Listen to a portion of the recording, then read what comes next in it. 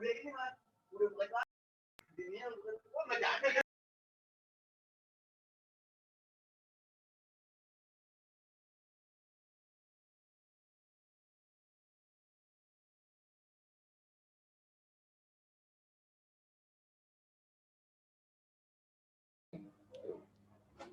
selamat malam teman-teman semuanya dan Mas Mbak yang udah hadir, dan saya juga terima kasih pada Mbak Nadias dan juga Mas Wisnu yang udah bersedia untuk menjadi pembicara pada acara diskusi panel malam ini. Perkenalkan, saya Margareta Septiana. Di sini menjadi moderator ya pada sesi diskusi panel kali ini. Tidak berlama-lama, untuk materi pertama akan disampaikan oleh Mas Wisnu Widiantoro. Kepada Mas Wisnu, apakah sudah terhubung, Mas? Sudah belum ini ya? Sudah ya? Oh ya, suaranya sudah masuk, Mas. Maaf, saya ada di kantor. Oh iya, Mas, nggak apa-apa. Pas lagi jadwal masuk hari ini. Apa yang harus aku omongkan dulu ini? Ya, Mas. Maaf. Ya. Kalau apa langsung ke ini aja? Langsung ke materinya aja ya? Boleh kok, boleh, Mas. Ya.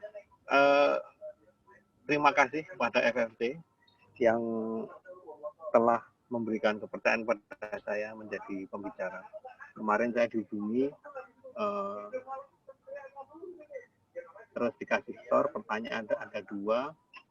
Apa kemarin ya? Bahwa menjelaskan konsepnya kalau nggak salah, sama ya cerita soal foto ya. Oh ya, sebelumnya saya perkenalan dulu aja ya. Saya Wisnu Widiantoro. Saya dulu mahasiswa sosiologi UNS. Jadi bukan komunikasi dulu saya. Berisik banget nggak sih saya di sini? Halo? Background suara saya banyak nggak nih? Banyak nggak? Bentar ya. Kecilin dikit kenapa?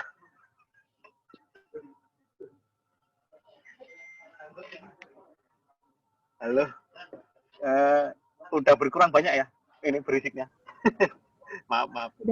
Jadi saya dulu mahasiswa sosiologi UNS, angkatannya tahun 97, jadi sekitar berapa tahun yang lalu ya, banyak lah pokoknya. Terus pada saya juga pernah dipercaya sebagai ketua FFT sekitar tahun 2000-an kalau nggak salah, saya lupa. Lulus kuliah tahun 2003,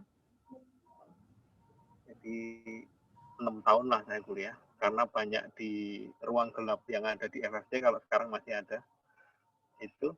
Terus lulus 2003, kemudian setelah itu saya mendaftar sebagai wartawan foto di Harian Kompas, dan sampai sekarang saya masih di Harian Kompas. Nah, saya sekarang ada home base-nya ada di Jakarta. Tahun 2003 sempat di Surabaya, kemudian di Bandung, terus tahun 2007 ke Jakarta. Nah, saya sekarang ada di Jakarta untuk itu. Langsung ke ininya aja, ke fotonya aja. Sebenarnya ketika kemarin saya mendapat tornya itu, konsepnya kayak apa gitu. Sebenarnya konsep fotonya seperti apa. Jadi saya ingin cerita aja tentang bagaimana foto ini bisa dipakai, bisa didapatkan. Jadi 2013 ketika bulannya itu sekitar Agustus kalau nggak salah, saya mendapat tugas untuk jalan ke Asmat, kalau nggak salah 2 minggu. Jadi ngikut dengan rombongan orang. Jadi ada satu rombongan. Jadi ketika sampai di Asmat, sebelum berangkat, Kompas itu ada satu tahun 2013, Kompas tuh ngadain ekspedisi yang namanya ekspedisi kuliner kalau nggak salah.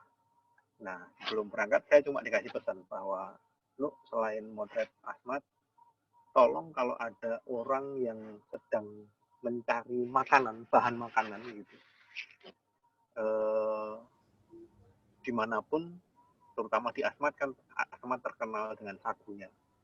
Di sana semuanya makan sagu sebelum beras masuk ya, sebelum beras.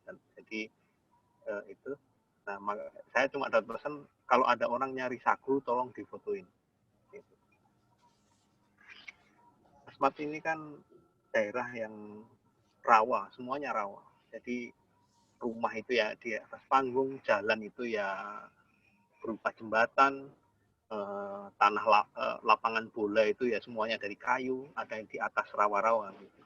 Nah, untuk jalan itu memang kita harus pakai perahu gitu, perahu cepat. Nah, foto saya share screen ya. Iya Mas, boleh. Share screen. Apakah sudah nampak ini? Sudah Mas, sudah. Full begini ya? Oke. Nah, ini foto Asmat tahun 2013. Fotonya kan yang ini kalau nggak salah. Ini jadi ketika saya melakukan perjalanan dari Agats itu ibu kotanya Asmat, ke Mapi itu salah satu kabupaten tetangga, jaraknya sekitar 8 jam naik perahu speedboat gitu, 8 jam. Dia lewatnya sungai dari yang di pinggir laut sampai yang itu, sampai ke pedalaman. Ini di bagian pedalaman, di pedalaman Asmatnya. Nah, ini kan ada di sekitar 20 meter di pinggir sungai dan tidak kelihatan dari jalan, dari sungai itu sendiri, dari pinggir. Nah, saya tahu kalau di situ ada orang memangkur sagu, ini istilahnya memangkur sagu, itu ketika melihat ada seorang bapak yang memerah. Nah, ini kan memerah ini. Ini suaminya yang gendong itu. Nah, ketika saya melihat ini, saya minta drivernya untuk berhenti menepi. Kemudian saya tanya, bisa bahasa Indonesia sih, untungnya bisa bahasa Indonesia. Ini di mana ini nyari sagu ini? Dia nunjuk di dalam. Saya jalan ke dalam, ternyata istrinya bapak ini yang lagi memangkur. Jadi prosesnya kayak memacul itu, tapi dia ujungnya kecil gitu kayak. Nah, kemudian ketika melihat itu, pertama yang saya pikirkan adalah kok nggak kebalik ya? Kenapa yang cewek malah yang bekerja lebih berat ya? Yang cowok cuma duduk nongkrong di pinggir sungai. Kemudian kalau sagunya ini sudah dipanggul ke sini, dia baru memerasnya untuk jadi ambil saripatinya, kan gitu. Saat itu yang ada di pikiran saya adalah saya ingin menggambarkan ibu dan anak ini, dia sudah memangkur sagu, kemudian masih menggendong anaknya, berada di tengah hutan gitu ya. Ada ya pokoknya kelihatan lebat lah pohon-pohonnya gitu. Saya agak mundur, mengambil beberapa foto dari situ. Kalau nggak salah itu pakai lensa berapa ya? 24 apa itu? Nggak hilang kan ya? Ini pakai lensa 16, asalnya 800, 1300, saya pakai 5D Mark saat itu. Nah, itu. Ini salah satu fotonya yang ini. Kemudian rangkaiannya banyak sebenarnya. Cuma ini karena udah foto lama, jadi aku termasuk ini detail gitu kan. Saya maaf ini jadi cerita rangkaiannya foto ini ya. Saya lihat anak ini selalu mengintip gitu ketika saya motret. Ini kalau nggak salah pakai lensa 50. Saya suka warna matanya ini. Matanya itu hitam banget. Ini pakai 50 mili, bukaannya 400. Saya masih pakai 5D juga. Itu kemudian saya ngikutin aja ibu ini dari proses memangkur, kemudian istirahat, dia lagi memanggul juga ada, dia dipanggul sendiri itunya, jadi di belakang anak, di depan itu sagu gitu yang untuk dibawa ke pinggir sungai, kemudian sama proses ini ya, proses memerasnya ini. Eh, Mas Itu Wisnu, okay.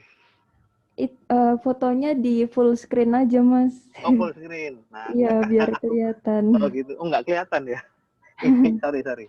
Nah, ini fotonya ini. Jadi aku tadi nunjukin rangkaiannya aja bahwa mungkin cara kerja kami yang di jurnalis ini yang memang agak kadang-kadang tidak perlu konsep dulu untuk datang. Jadi begitu datang lihat ada apa, oh aku pengen menampakkan seorang ibu yang misalnya gendong anaknya kemudian sambil mencari makan. Apakah perlu diambil banyak? Kalau menurut saya iya, karena apa? Karena tempatnya jauh ya, susah nyari adegan ini susah. Jadi kemudian saya sih mencoba mengeksplor lebih jauh dengan ini. Itu dari anaknya, kemudian pas dia lagi memanggul apa segala macam. Itu. Jadi kadang-kadang memang kalau jurnalis yang penting kami sampai dulu di lapangan. Entah nanti di lokasi hasilnya kayak apa, urusan belakang. Mau dapat mau enggak, nah itu yang. Terus apa lagi ya Mbak kira-kira ya? Saya bingung ini. Itu Mas, Mas Yeah. Wisnu Yeah. kayak prosesnya bisa apa ya, perjalanan sampai ke sana, terus memikirkan sampai konsep foto yang seperti ini, itu gimana Mas? Itu karena ada insight dari mana gitu Mas? Ya, jadi sebenarnya ke Asmat itu juga kalau menurut saya durian runtuh ya, maksudnya dikasih kesempatan. Jadi ada satu, Asmat ini kan daerah terbelakang. Ini saya mau cerita backgroundnya kenapa saya diajak ke sana. Asmat itu daerah yang sangat terpencil, hidupnya miskin semua.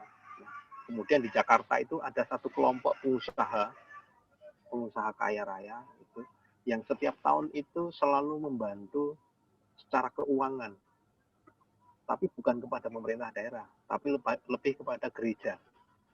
Jadi di Asmat itu kan ada yang namanya Keuskupan Asmat, itu tempatnya di Akad. Nah, di situ pengusaha-pengusaha dari Jakarta ini yang membentuk suatu lembaga gitu, lembaga nirlaba, ngumpulin uang dari sesama lembaganya, kemudian setiap tahun datang ke Asmat untuk memberikan sumbangan kepada keuskupan. Nah, kebetulan di tahun 2013 ini perayaan apa yang besar gitu, kemudian mereka minta ayo ikut gitu. Nah, ke Kompas yang diajak. Kemudian saya yang ditugaskan. Jadi di sana itu sebenarnya cuma jalan-jalan, nggak ada kewajiban. Pokoknya kamu datang ke Asmat, kamu foto kondisi warganya kayak apa, segala macam. Nah, kemudian kalau untuk foto ini sendiri, itu tadi yang saya ceritakan dari awal, bahwa sebelum saya berangkat, Kompas itu berencana akan membuat ekspedisi kuliner. Kuliner itu kalau biasanya kan kuliner itu kan makanan yang enak atau apa gitu ya. Tapi kalau di Kompas kadang beda. Kalau yang dimaksud kuliner saat itu adalah makanan ya, tapi ada juga soal sisi politiknya. Misalnya pangan ini kan bisa jadi alat politik yang paling ampuh. Ketika harga beras itu mahal, ya, dan langka, pasti guncang pemerintah.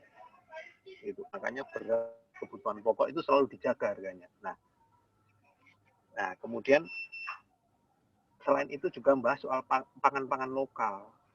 Ini kan sagu ini kan makanan lokal. Asmat itu dari dulu ya makanannya sagu. Aceh juga ada yang daerah-daerah. Tapi oleh pemerintah zaman-zaman Orde Baru gitu, selalu dikasih yang namanya beras untuk ya nggak tahu lah, politik pangan atau pengen menyamakan bahwa Asmat itu harus sama dengan Jawa yang makanya beras gitu kan, yang lebih katakanlah lebih beras gitu kan. Nah, bisa jadi seperti itu, tapi kita nggak usah bahas itunya karena panjang. Nah, ketika mau berangkat, aku cuma dikasih clue, tolong fotoin orang-orang yang nyari sagu. Nah, ini foto ini dapat sekitar hari ke-8 atau ke-9 gitu. Saya 14 hari saat itu. Nah, ini dapat jauh di pedalaman. Ya sudah, saya memotret itu aja sebagai persiapan saya untuk misalnya ada foto soal sagu, ada permintaan foto soal sagu untuk ekspedisi kuliner di akhir tahun. Jadi ekspedisi kuliner itu di akhir tahun, saya jalan ke Asmatnya Agustus, makanya dari awal dipesanin dulu. Daripada nanti Desember saya harus ke sana lagi untuk motret sagu kan, makanya saya cari dulu. Itu lebih murah secara biaya ya, hitungan itu. Nah, itu. Saya cuma begitu datang lihat sebentar, oh saya ingin, yang ada di kepala saya adalah saya ingin menampilkan ibu dan anak ini ada di tengah hutan. Di tengah hutan dia lagi bekerja mencari makan. Itu saja yang dipikirkan. Jadi saya mengambil jarak dari objek utamanya untuk menampakkan suasana kanan kirinya ini. Suasana lebarnya kanan kirinya itu yang ya mirip hutan lah gitu kan, walaupun belum tampak hutan banget tapi mirip hutan. Itu aja sebenarnya yang ada di pikiran, bahwa konsepnya ya saya cuma ingin menampilkan ibu dan anak ini ada di tengah hutan untuk mencari makan. Itu saja, Mbak.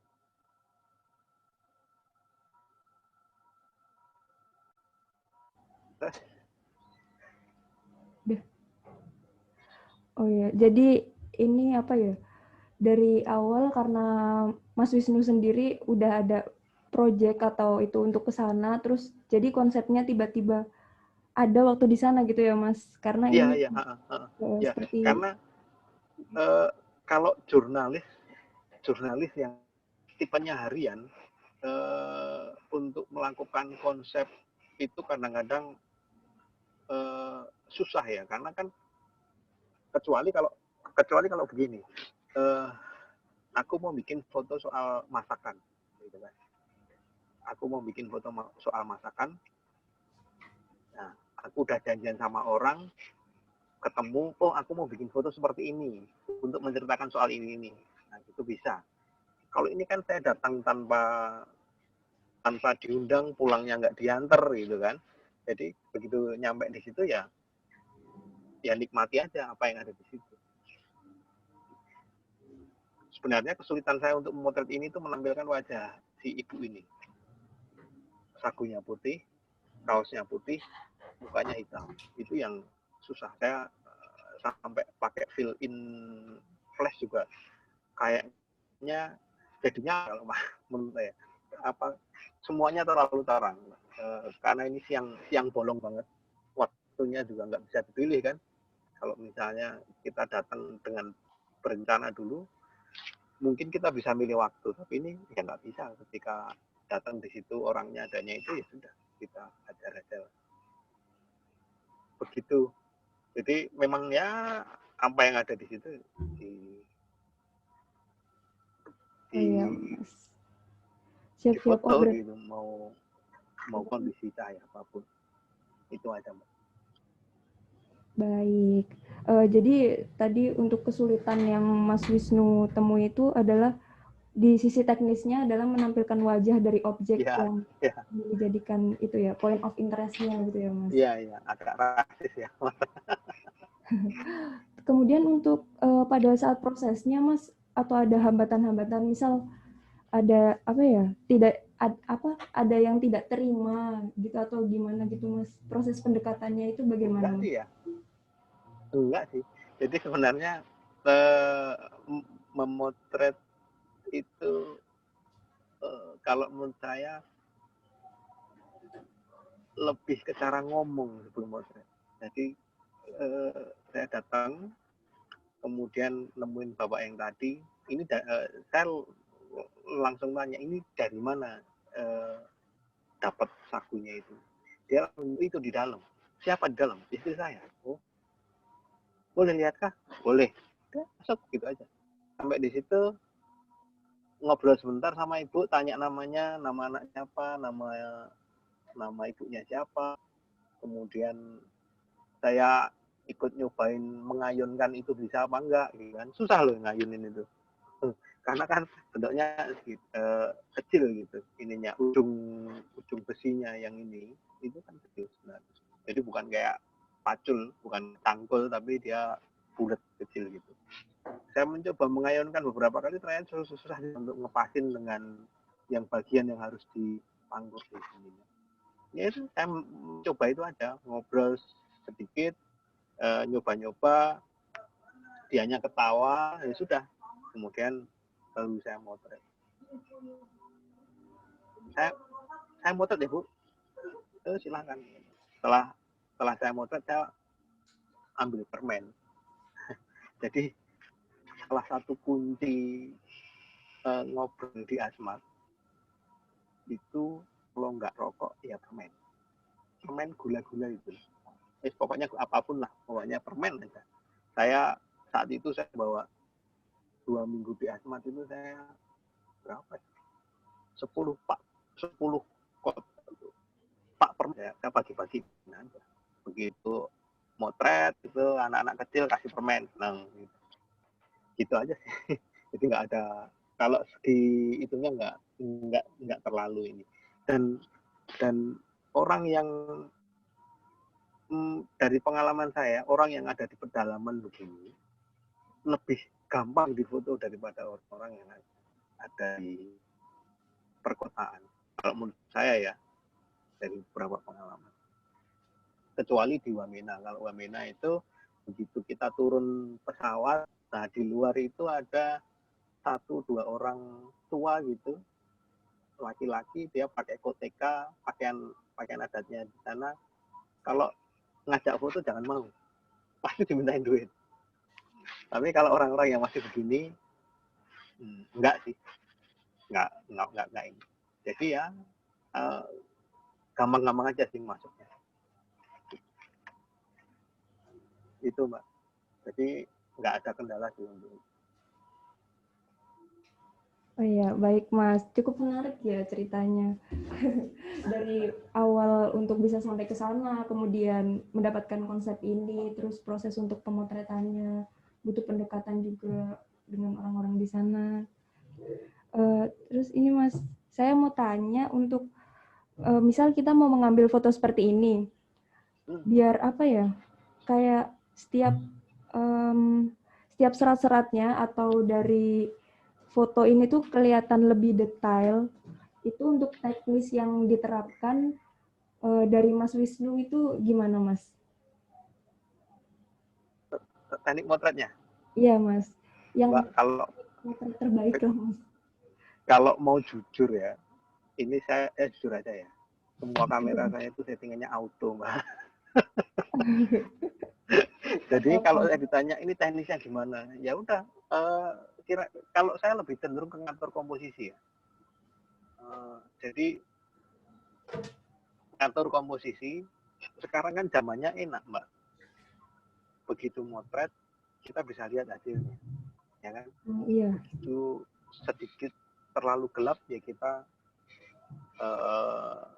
kita turunin itunya, diaframanya, kita perkecil diaframanya. Kalau terlalu gelap ya kita besarin diaframanya.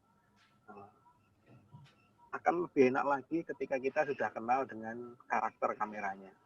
Saya untuk beberapa kamera saya itu selalu nyetel itu under 1/3 sampai 2/3. Ya udah agak gelap aja, nggak apa-apa. Karena biasanya dengan setelan seperti itu akan lebih apa ya?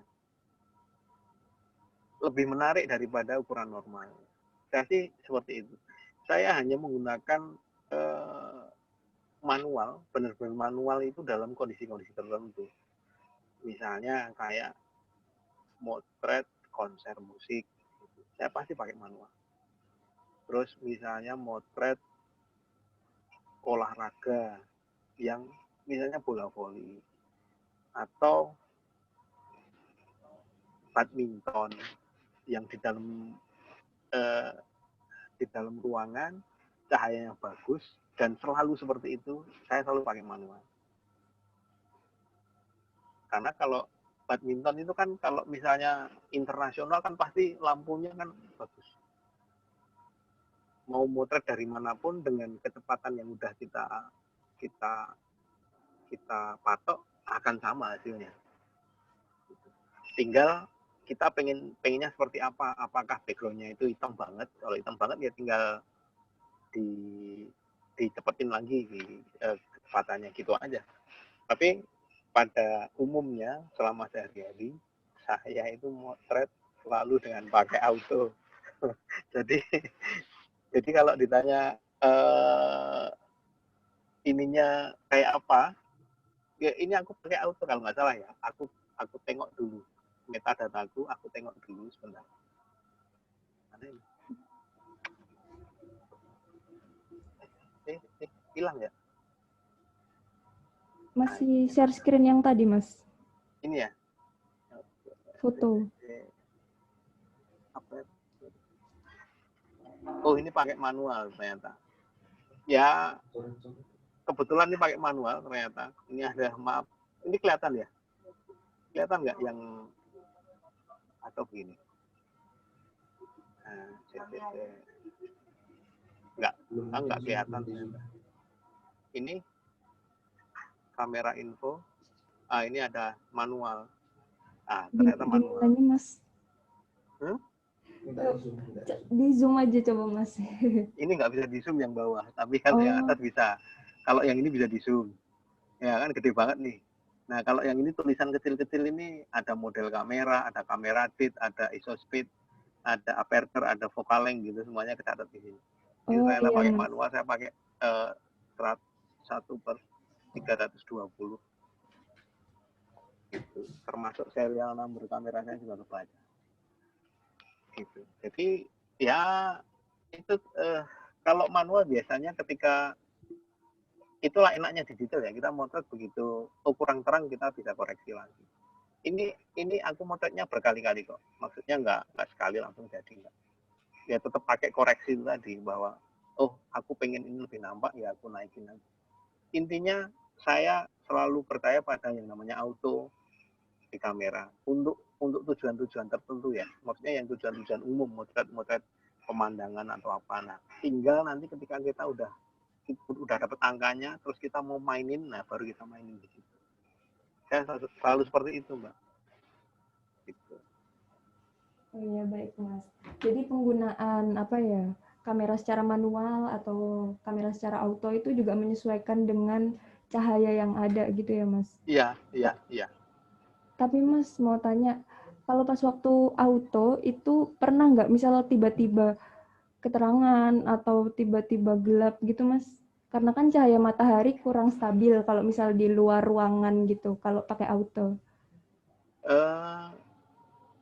Kalau tiba-tiba gelap atau tiba-tiba terang enggak juga sih sebenarnya ya. Kalau dari pengalaman saya. Karena kan gini, mendung itu kan selalu datang kan pelan-pelan pasti. Enggak mungkin kan ketika begitu mendung langsung gelap total gitu kan enggak mungkin. Uh, yang paling mungkin itu misalnya motret auto yang kadang keliru itu misalnya kalau motret orang itu loh apa nyemburin api itu loh. Ya, ketika kita udah ketika dia belum menyemburkan api, kita pasang auto, kita coba dia bagus. Tapi begitu apinya keluar jebret gitu kan, jadinya putih semua udah. Oh iya betul. Iya kan? Iya. Nah, itu sama kayak misalnya di konser musik. Konser musik itu kan kalau kita pakai auto, lampunya masih nyalanya biasa-biasa aja, itu masih oke. Tapi begitu udah dimainin lampunya, ya pasti akan berubah. gelap terangnya ininya akan berubah. Oh iya, Gitu. baik Mas. Itu pengalaman saya sih. Ya, cukup menarik ya Mas. Dari awal tadi kita sudah membahas tentang cerita dari foto-foto yang udah ditampilkan di layar. Terus kemudian kita juga sudah membicarakan mengenai teknis yang dipakai oleh Mas Wisnu ketika memotret itu. Selanjutnya kita langsung masuk ke sesi tanya jawab ya Mas. Oh, langsung tanya jawab. Oke, boleh. Ya. Jadi biar langsung interaktif aja dari audiens ke Mas Wisnu nanti. Oke. Oke. Kepada Ini audiens, iya Mas. Kalau mau exit share screen itu gimana sih? Saya tuh nggak pernah share screen. Stop share screen aja Mas.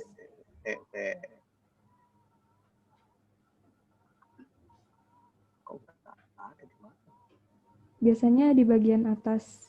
Stop share. Oke. Ya. Udah ya. Ya. Sudah.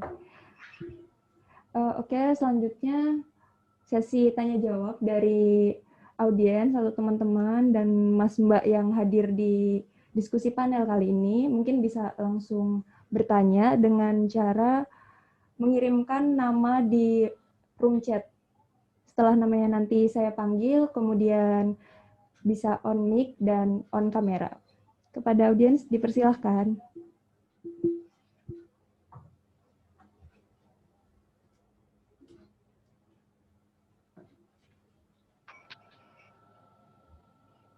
Ayo, adakah yang ingin bertanya mungkin tentang cerita yang sudah disampaikan dengan Mas Wisnu atau teknisnya gitu?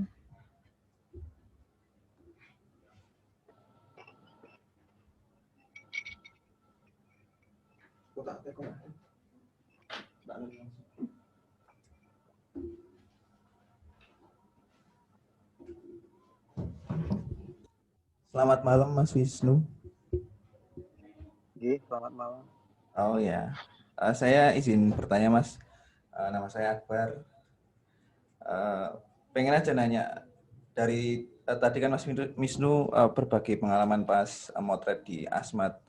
Mungkin saya pengen bertanya agak keluar topik sih Mas. Selama Mas Wisnu jadi jurnalis, mungkin selain yang di Asmat, di mana lagi Mas yang menurut Mas Wisnu motretnya challenging gitu Mas? Pengen tahu aja, penasaran aja sih Mas. Nggak mungkin itu aja Mas. Lokasi dan tempat-tempat motretnya menantang gitu ya? Iya. Mana ya? Asmat itu menarik karena memang dari orang ke sana aksesnya susah. Jadi untuk ke sana itu kalau misalnya kita beruntung bisa naik pesawat bisa sampai ke Asmatnya, atau kalau enggak itu naik pesawat ke Timika kemudian ganti kapal 12 jam. Itu kapal besar, kapal itu. Kalau yang lain mana ya?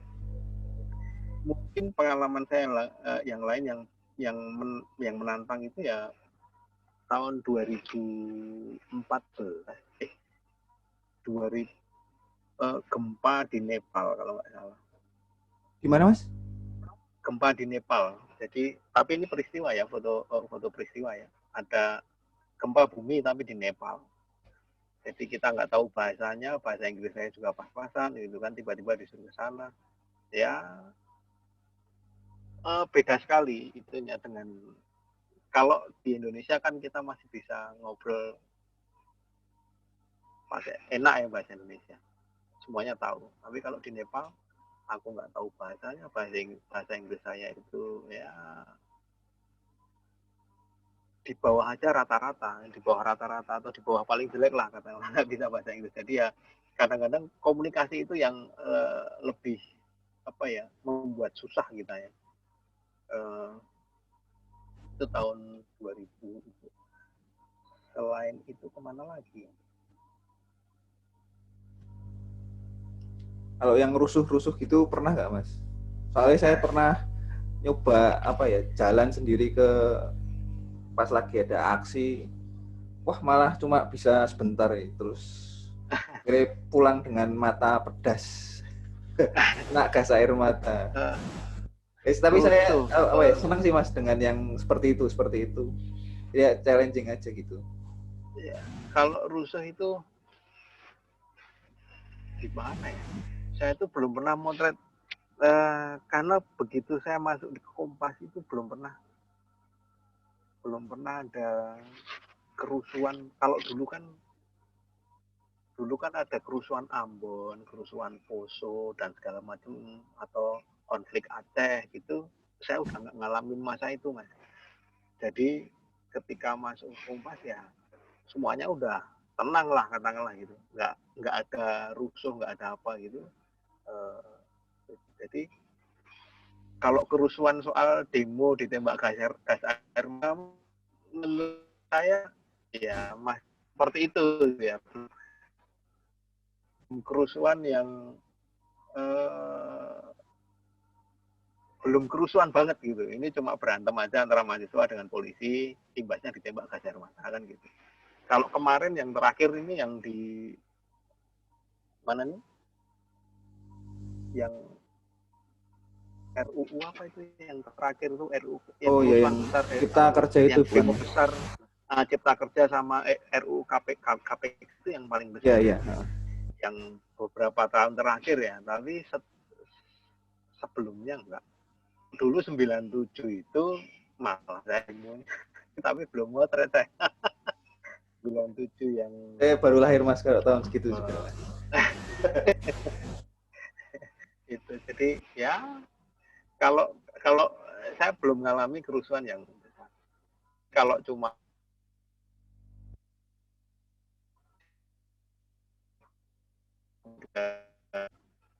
depan istana itu apa sih 212 itu juga rusuh, tapi belum, ya cuma seperti itulah. Jadi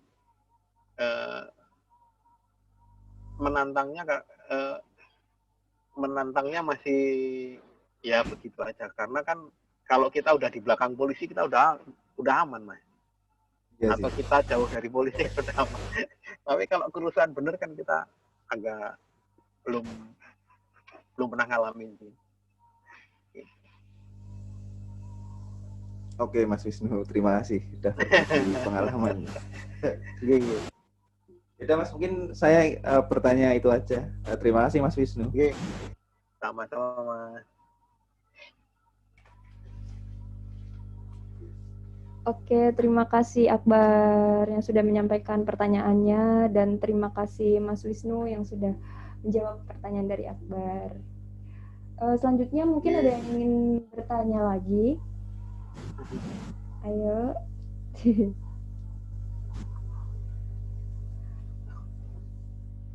Mungkin kalau belum ada yang bertanya, saya mau bertanya Mas tentang teknis tapi jadi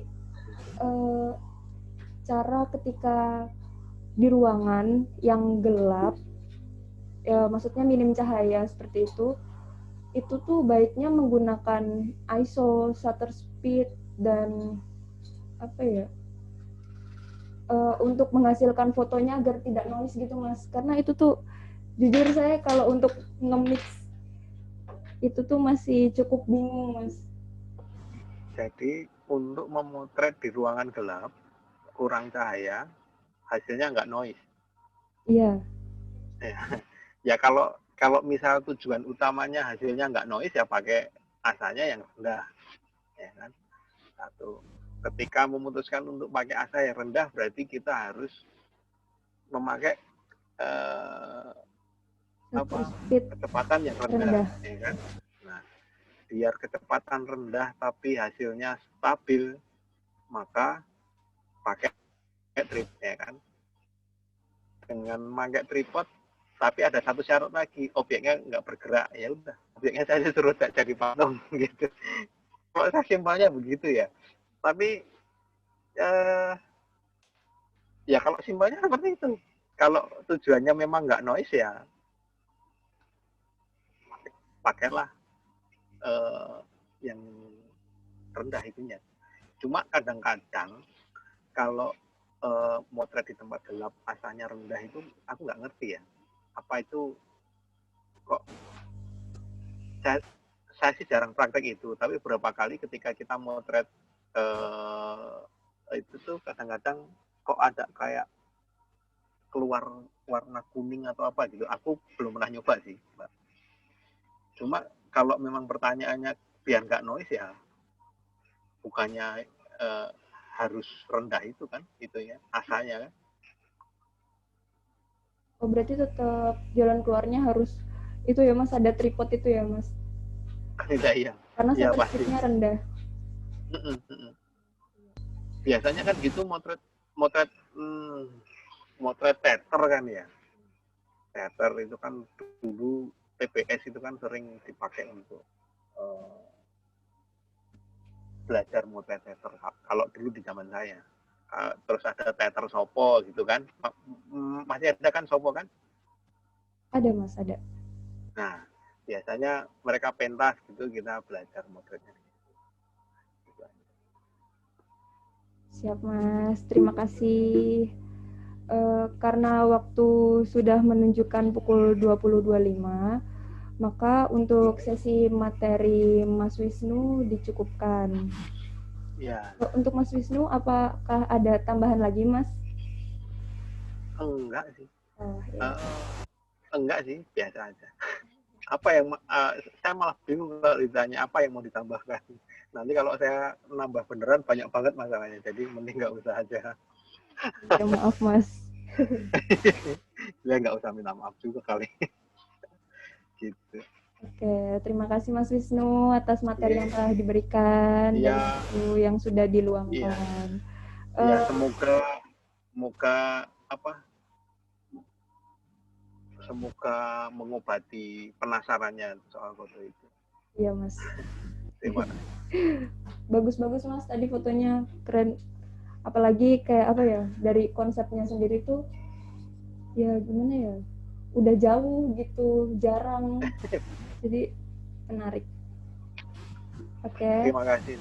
Iya Mas, sama-sama. Untuk selanjutnya kepada sesi materi akan disampaikan oleh Mbak Nadia Solika. Kepada Mbak Nadia, apakah sudah terhubung? Halo Mbak Nadia. Ya. Oh iya Mbak. Masuk ya suaranya? Sudah masuk Mbak, sudah. Udah ya? Ya. Oke. Ya. Maaf ya guys.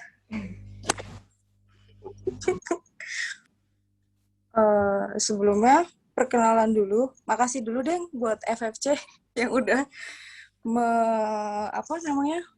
mempercayai aku untuk sharing di sini.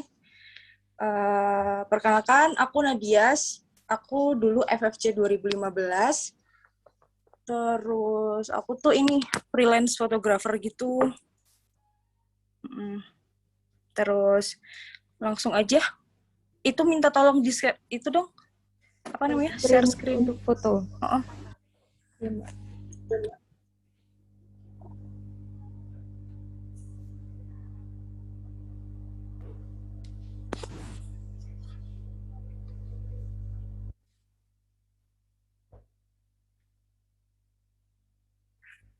Mohon ditunggu sebentar ya, Mbak. Iya, enggak apa-apa kok. Maaf yang repotin. Mbak. Itu sharing-sharing aja ya, santai. Ya.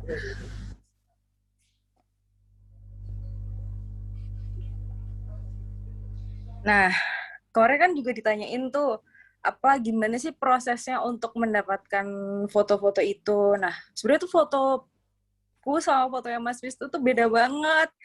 Kalau yang aku tuh lebih ke momen, bisa dibilang dokumentasi. Nah, kalau untuk mendapatkan foto-foto momen lahiran, itu tuh ada sebelum, pas lahiran, sama sesudah. Nah, itu juga ada dibagi dua, tergantung si kliennya ini lahirannya normal atau sesar.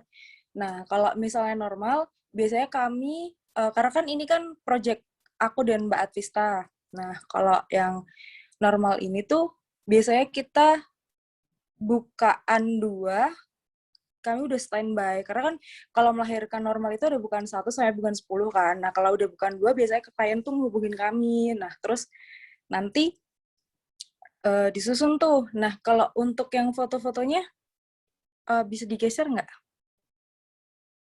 Minta tolong. Nah, ini tuh si mbaknya ini tuh bukaan dari jam 2 pagi. Jadi pas sholat subuh, kami bisa mengabadikan foto pas mereka lagi sholat subuh. Terus geser lagi. Ada apa ya? Oh. Nah, ini pas bukaan. Jadi untuk proses, aku ada 2 foto di sini, 2 orang. Yang ini namanya Mbak Sandra. Dia tuh bukaan dari jam 2 pagi sampai jam 8 malam ini dia cuman mentok di bukaan 4,5. Ini waktu proses induksi. Jadi pas diinduksi itu mungkin sakitnya, kalau kata orang sih bisa 10 kali lipat lebih sakit daripada nggak diinduksi. Tapi ternyata setelah diinduksi, mbaknya ini tetap nggak bisa lahiran normal. Kemudian dia sesar, terus lahir di jam 12 malam. Gitu sih. Nah, terus setelahnya itu kayaknya ada foto ini ya, surprise juga. Iya nggak sih? Kalau nggak salah. Nah, ini pas udah lahir. Jadi tuh, biasanya kalau misalnya klien foto lahiran ini kan memang agak menengah ke atas. Jadi mereka tuh prepare banget untuk ngedekorasi ruangan, gitu-gitu deh. Nah, foto yang satunya, ada 2 orang, satunya boleh. Kalau misalnya mau sambil ngobrol, nggak apa-apa kok, guys. Iya, Mbak. Nah, kalau yang ini, dia emang udah dari awal udah sesar, jadi udah dijadwalin gitu loh, kayak dia tanggal 2 Desember, terus ada acara sebelum sesar tuh ada acara pamitan sama eyangnya. Nah, ini aku dapetin momen pas dia meluk eyangnya, terus mbaknya ini nangis. Untuk geser.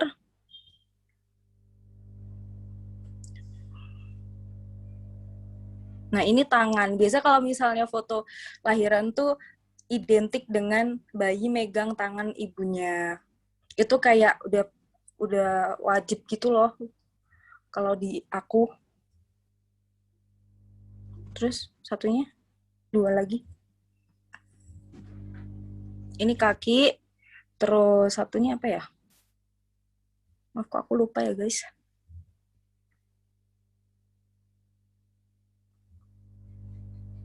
Nah, ini tangan. Ini tangan tuh simbolnya kayak suaminya megangin tangannya bahwa dia tuh nggak sendiri gitu loh. Karena istri mau melahirkan itu kan sangat-sangat butuh dukungan dari suami ya. Kayaknya sih gitu. Udah sih, maksudnya itu untuk prosesnya. Terus dikaitkan dengan era milenial tuh kenapa sih orang-orang pengen ngedokumentasiin lahiran tuh, karena anak-anak milenial zaman sekarang kan apapun tuh di-post ya. Kayak semuanya hampir apapun, ulang tahun di-post, wisuda di-post, sidang di-post, nikah di-post, terus engagement di-post, sampai lahiran pun tuh di-post karena momen itu sangat mahal kalau menurut saya, dan mungkin teman-teman juga menganggap bahwa momen itu mahal. Terus setiap lahiran anak pertama, kedua, dan ketiga itu mungkin punya cerita sendiri-sendiri, bahwa kayak mungkin pengen ngeliatin bahwa ini loh, Dek, dulu tuh mama ngelahirin kamu tuh sesusah ini gitu sih. Terus kenapa dan foto lahiran ini tuh identik sama fotografer perempuan, karena yang bisa motret kan cuma perempuan ya. Terus kayak ini tuh bagian yang sangat-sangat privacy banget. Apalagi saya atau Mbak Advista juga melihat tubuh si klien, terus kelamin, semuanya deh kami tuh ngelihat banget. Nah, gimana sih caranya agar, wah ini kan kayak sama aja kayak aku difotoin stranger ya, kayak masa aku difotoin badanku nih, tapi aku nggak kenal. Nah, cara untuk kami biar memastikan bahwa kami tuh beneran kok nggak apa-apa, santai aja, itu dengan cara kalau misalnya pas mereka mau booking atau mereka mau pakai jasa kami, ya kami ketemu untuk membangun chemistry itu. Dan foto lahiran ini kan jodoh-jodohan ya. Bisa aja dia jodohnya sama Mbak Atista, ya yang motretin Mbak Atista. Kalau jodohnya sama saya, ya fotonya sama saya gitu sih. Jadi tergantung banget jodoh-jodohan. Nah, yang lucunya sih yang Mbak Sandra tadi. Jadi Mbak Sandra ini kan dari jam 2 sampai jam 8 tuh bukaan mentok 4:30. Kemudian dia ini kan, apa namanya? Sesar.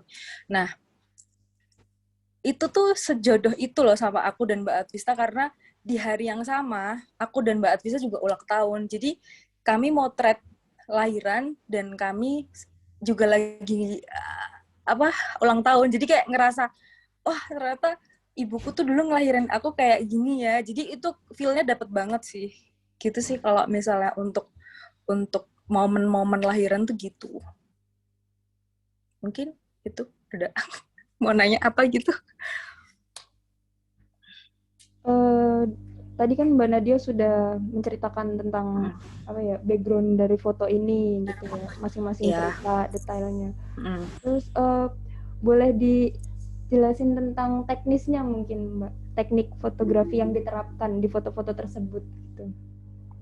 Kalau tekniknya tuh sama sih, aku mirip-mirip sama Mas Wisnu karena ini banyak yang pakai auto, karena kan kalau misalnya foto momen gitu kita harus dapetin momennya. Nah, dengan cara ya kita setel auto aja, karena kalau kita mentingin komposisinya aja sih. Kalau misalnya untuk itunya biar udah diaturin kamera gitu sih. Kalau kami untuk kamera pakainya foto yang ini tuh aku pakainya Sony A7 Mark II, lensanya 50 ya? 50 apa 55 sih? Kok aku lupa, oh my god.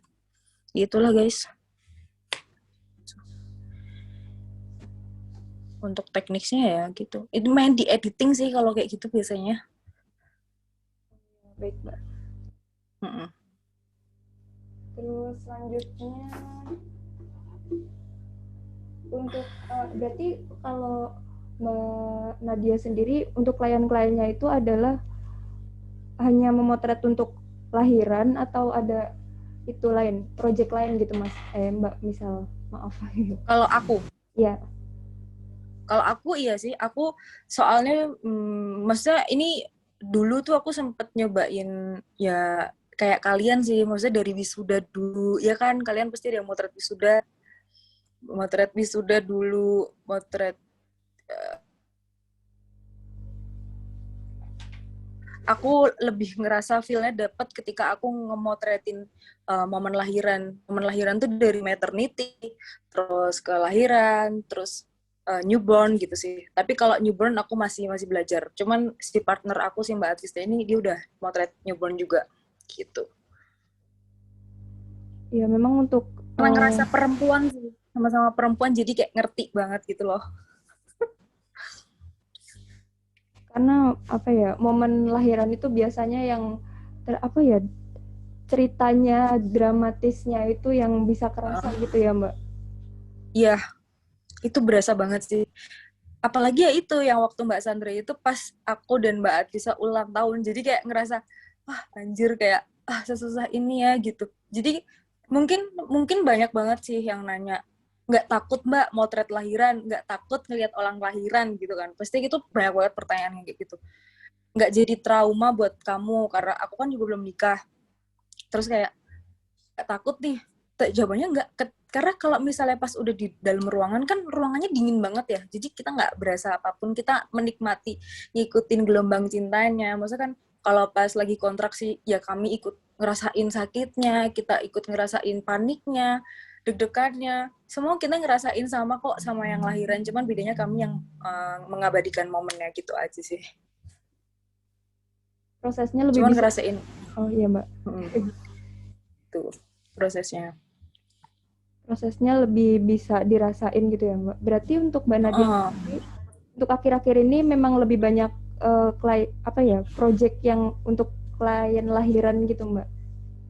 Iya, tapi untuk selama pandemi ini kayak kami rada-rada takut ya sama corona karena kan itu di rumah sakit. Ya, Mbak, betul. Mungkin kalau misalnya di Jakarta bisa tuh kayak dia udah kerja sama itu. Tapi untuk di daerah, karena kan aku stay-nya sama Mbak Atwis di Jawa Tengah, DIY ya. Jadi birokrasinya ribet banget dan kayak oke, tunggu dulu corona selesai gitu. Karena mesti satu orang doang kan yang masuk. Jadi kayak beberapa klien aku cancel juga sih karena ini corona lagi tinggi lagi kan. Ya Mbak, betul. Semoga corona segera berakhir ya Mbak. Iya, udah kangen banget potretin bayi-bayi lucu. Kangen dengan prosesnya, dengan ceritanya juga pasti Iya. ya Mbak. Makanya mungkin kalian juga pasti lihatlah apa fotografer-fotografer di Instagram banyak banget tuh yang kayak semacam punyaku ini. Yaitu kadang kan captionnya juga suka sedih karena emang itu sih yang dirasain fotografer tuh ngerasain semuanya dan fotografer tuh bener-bener sejodoh-jodohan itu karena kan kita nggak tahu tuh bukaannya kapan dan bayi ini kan satu bayi dan satu bayi lainnya kan nggak bisa sama apa namanya durasi waktu bukaan 1 sampai bukaan ke 10. Ada yang bukaan 1 terus seminggu baru bukaan 2. Mbak, aku udah bukaan 1 nih. Oh iya Mbak, kami udah standby. Tapi ternyata 1 minggu berikutnya kayak, Mbak baru bukaan 2. Ada yang kayak, Mbak bukaan 1, pas datang, pas lahir. Itu juga pernah kayak gitu. Jadi emang bener sejodoh-jodohan itu kalau untuk momen lahiran. Oh iya, baik Mbak. Menarik ceritanya dan seru ya Mbak, kayaknya bisa motret dan bisa menyaksikan perjuangan orang gitu. Iya, seru banget. Dari orangnya sedih berjuang sebegitu kuatnya seorang wanita terus dia melahirkan bayi dan melihat senangnya mereka itu juga pasti bakal kerasa terus, terbayang terus.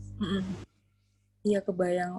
Mungkin momennya mungkin masih sampai sekarang tuh kayak kerekam gitu loh. Di aku sendiri juga kerekam gitu. Jadi nggak cuman kerekam di foto, tapi juga kerekam di aku sendiri. Gitu. Iya Mbak. Mungkin untuk kayak apa ya, foto-foto project Mbak Nadias yang lainnya, apakah ada Mbak mungkin? Ada nih, tapi di Google Drive. Mungkin bisa dikirim Google Drive-nya, linknya. Oh, ya bentar, tunggu dulu ya. Ya Mbak. Aku juga agak gaptek nih guys. Bentar. Kok nggak ada sih? Tunggu. Tunggu ya. Ini aku kirim linknya ke mana? Ke siapa? Room chat aja, Mbak. Ke room chat aja ya. Mungkin sama-sama lahiran juga apa gimana nih? Bisa yang apa ya, cerita lain mungkin. Tapi lahiran juga nggak apa-apa dengan background cerita yang sedikit berbeda gitu Mbak. Berbeda ya? Tunggu bentar. Ini kalau aku minimize, aku ke post nggak? Gimana Mbak? Ya? Ini kan lagi aku minimize, ini ke post nggak ya? Tunggu aku stop video dulu. Mungkin yang berpesan begitu Mbak. Mungkin atau enggak bisa buka di Instagram kami sih kalau iya, mau. boleh. Kepada operator dimohon. Nggak semua aku upload ya di situ ya. Tunggu aku salin dulu. Kalau enggak cek aja mybirth.story. Mybirth birth.story. Nah, tuh. Ya.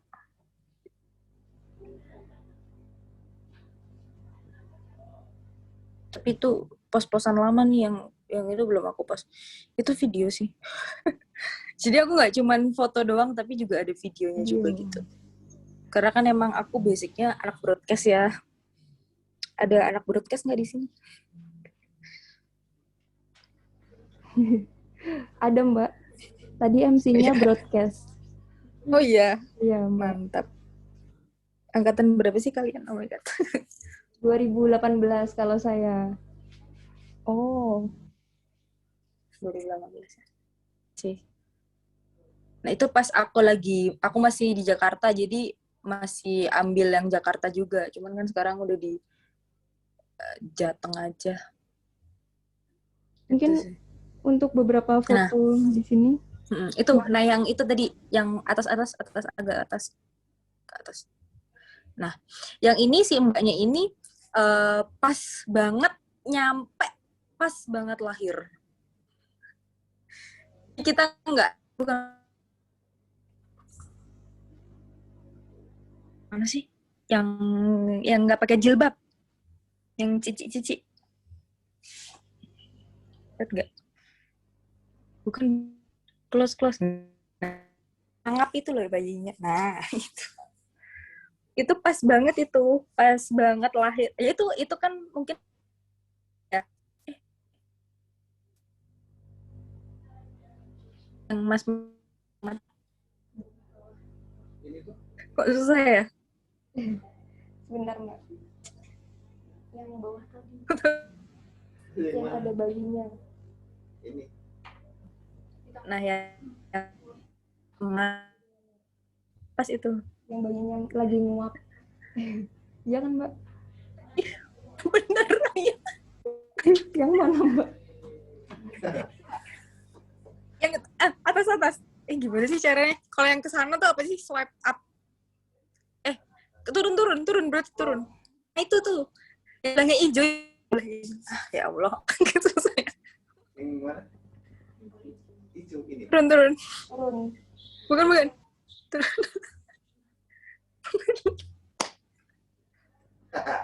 Sing ngendi? Turun. Udah. Oh, ke atas. Iya, nggak ada. Atas. Ya udah, kalau yang tengah. Pas. Gimana sih cara ngekliknya? Nah, itu kan mungkin karena ini namanya Cik Meme, si Cik Meme gua. Jadi pas banget, Mbak, aku bukaan 1. Terus kami langsung OTW karena kan dia di Semarang. Waktu itu aku masih di Jakarta. Jadi ini malah hasil karya Mbak Atvis. Mbak Atvisnya udah sampai, bener-bener ya Allah, kedengeran suara bayinya gitu loh. Jadi itu, aduh, itu jodoh-jodohan banget sih. Ini anak kedua, makanya prosesnya agak cepat. Kalau yang tadi terakhir itu anak ketiga ibunya ini udah 40 tahun. Jadi kayak agak apa namanya, lewatnya jalur operasi. Kok jalur sih? Lewatnya operasi, sesar. Kalau yang close,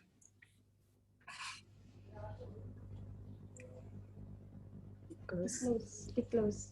Nah, yang bawah itu kan emang agak udah tua ya. Yang tadi salah itu.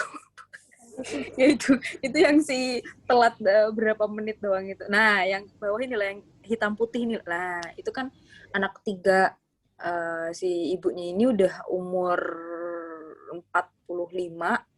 Jadi lewat sesar. Ini juga kayak ditemenin sama saudara. Nah, kalau di ini waktu itu motret pas banget rumah sakitnya baru direnov. Jadi ya agak susah. Gitu sih. Cuman pinter-pinternya kita untuk ngambil komposisi. Sebenarnya yang paling penting ya emang komposisi, bukan cara tekniknya. Tekniknya ya komposisi itu. Baik Mbak. Ya. Mungkin untuk selanjutnya. Mungkin Iya Mbak. Ya. Kita lanjut untuk sesi pertanyaan ya Mbak setelah ini.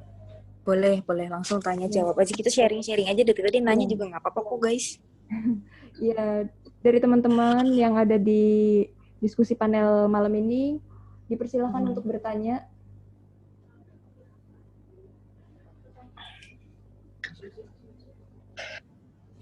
Mau nanya boleh. Oh, udah jelas banget nih. Ada anak. Halo. Halo Mbak Nadias.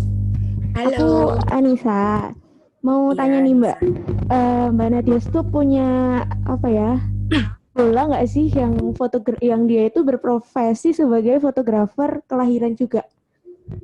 Apa? Melahirkan. Ya. Gimana? Punya tokoh idola nggak sih yang dia itu berprofesi sebagai fotografer yang motret kelahiran gitu loh? Idola ya? Iya. Tunggu. Ada sih tapi luar negeri. Oh. Kalau yang dalam negeri ada nggak, Mbak?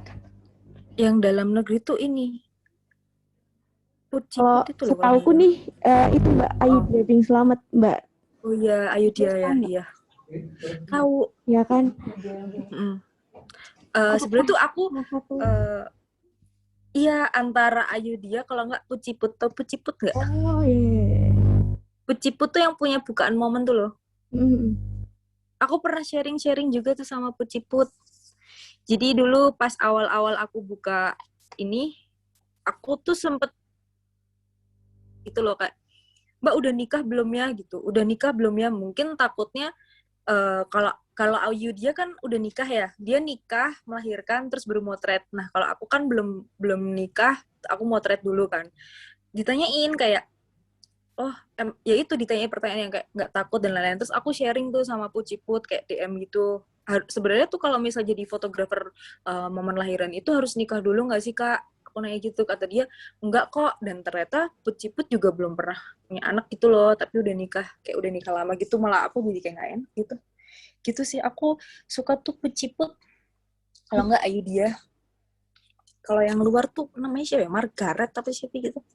Tapi kalau yang luar tuh emang agak ekstrim gitu. Gitu sih untuk idola. Sebelumnya mau nanya lagi nih, Mbak Nadia Boleh. itu ada kayak sejarah nggak sih kenapa milihnya di motret kelahiran gitu, fotografer motret kelahiran? Apakah ada kayak apa ya, cita-cita atau keinginan apa gitu Mbak? Kenapa milih? Kenapa tiba-tiba terjun di dunia foto yang momen lahiran gitu ya berarti? Dulu sih karena ini udah nyobain beberapa, cuman kok feel-nya nggak se-happy kalau pas motret foto lahiran perempuan sih. Karena aku kayak sangat, yang pertama tuh ini juga, selain itu, kedua tuh peluang. Karena kan fotografer perempuan itu tidak sebanyak fotografer laki-laki yang pertama. Terus yang kedua, yang bisa motret ini kan cuman perempuan. Nggak mungkin cowok bisa motret ini. Oh iya.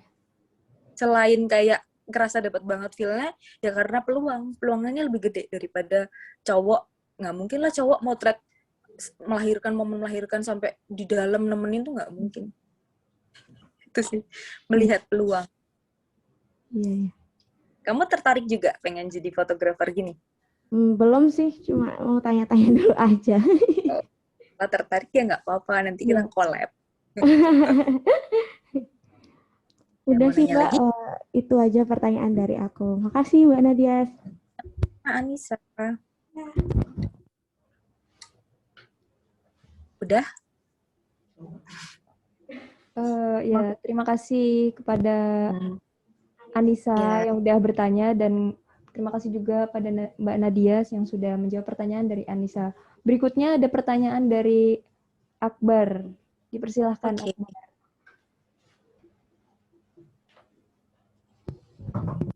Halo, selamat malam Mbak Nadia. Selamat malam. Mau izin bertanya Mbak. Saya Akbar, izin bertanya. Ini selama Mbak Nadia berhadapan dengan klien, ini Mbak Nadia nyiapin apa aja Mbak? Maksudnya kan saya sama teman juga lagi nyoba-nyoba yang komersil gini kan Mbak. Tapi selalu insecure dengan ekspektasi klien ini loh Mbak. Jadi takut salah, takut fotonya jelek, maksudnya kan ini momen biasanya yang difoto sekali seumur hidup kan Mbak. Jadi takut aja. Pengen sharing dari Mbak Nadia buat supaya nggak takut aja sih Mbak. Sebenarnya tuh takut enggaknya tuh tergantung kamu sendiri. Kamu meyakinkan ke klienmu tuh gimana. Kalau kamu sendiri nggak yakin, pasti klien juga akan merasakan itu. Gitu loh. Jadi kayak kamu mantep aja. Udah, klien tuh maksudnya kayak klien tuh percaya banget kok sama kita kalau kamu bisa mempercayai, kayak kamu ngasih kepercayaan kayak, ini loh, aku tuh pede, aku bisa kok motret, kayak aku nggak akan mengecewakan klien gitu sih. Jadi pede sama yakin terhadap dirimu sendiri.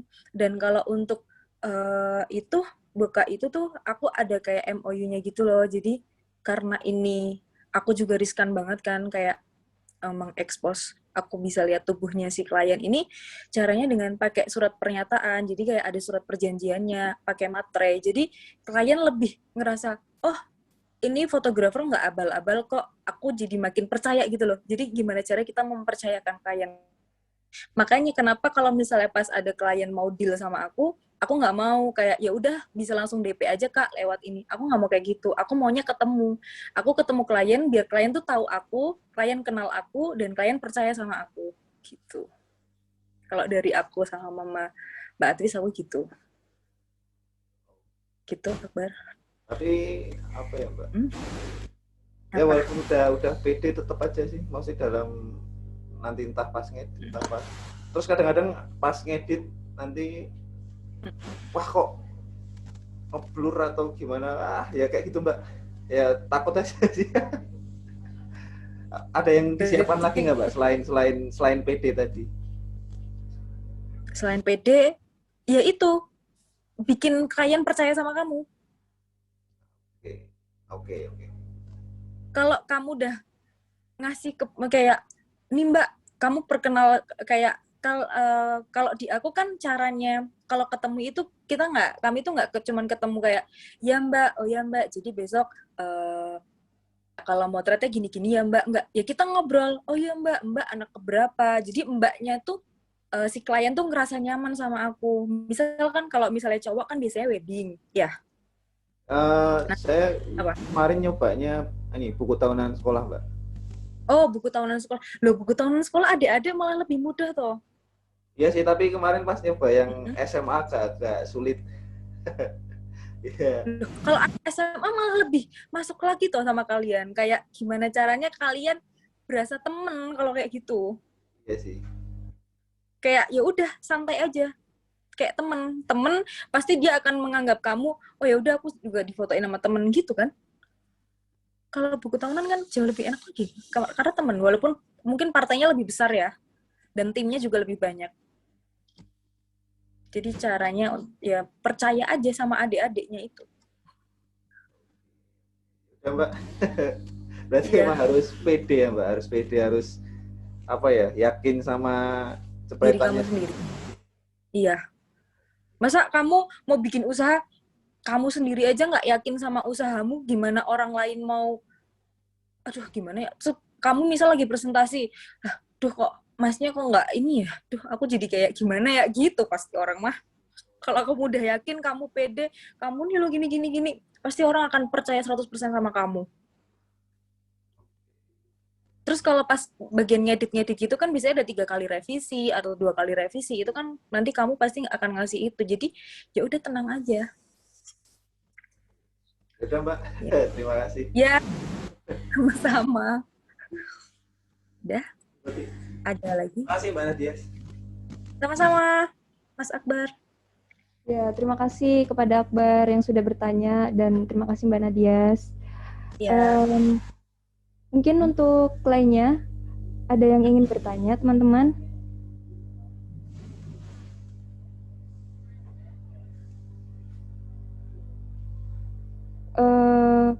Apabila tidak ada yang bertanya, mungkin untuk sesi tanya-jawab ini bisa dicukupkan ya?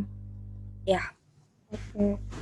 Tadi melalui materi yang telah disampaikan oleh Mbak Nadias, kita mendapatkan beberapa poin ya di sini. Jadi ketika kita ingin memulai proyek seperti pertanyaan Akbar tadi, kita harus pertama kali hal yang harus kita persiapkan adalah kepercayaan diri. Kemudian kita juga harus menciptakan chemistry dengan klien terlebih dahulu, itu penting banget ya Mbak pastinya. Iya, penting banget.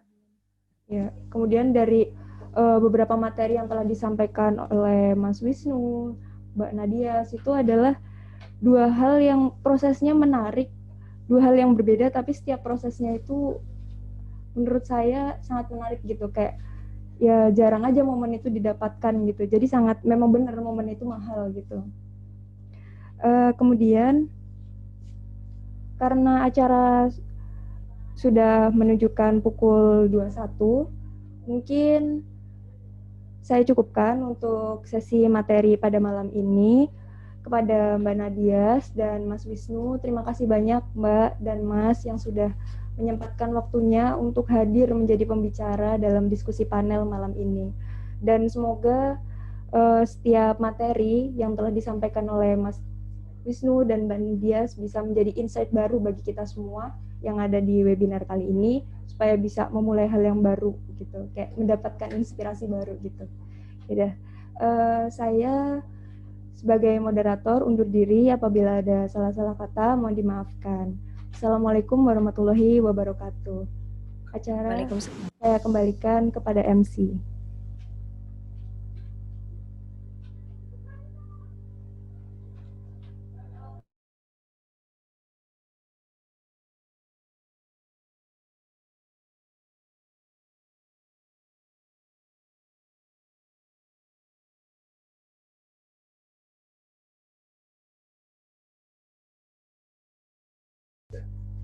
Wah, terima kasih kepada moderator Mbak Margaret Septiana dan juga terima kasih kepada pembicara kita malam hari ini yaitu Mas Wisnu dan Mbak Nadias. Dan terima kasih juga untuk teman-teman semuanya yang udah menyempatkan hadir ya kan. Untuk itu kami berdua selaku MC mundur diri. Apabila ada salah kata dan perbuatan kami mohon maaf. Sekian dari kami. Wassalamualaikum warahmatullahi wabarakatuh.